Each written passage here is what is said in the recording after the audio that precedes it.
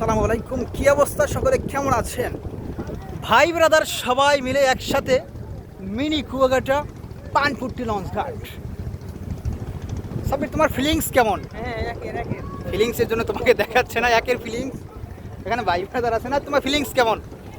তোমার ফিলিংস মরে গেছে। ফিলিংস কেমন?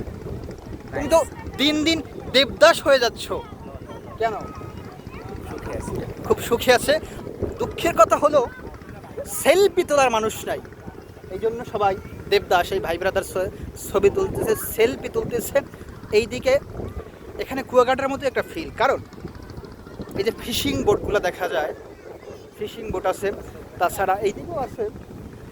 বা এই যে এটা আগে এত সুন্দর ছিল না, বর্তমানে এটা সুন্দর করতেছে, এটা টুরিস্টের মতোই হচ্ছে।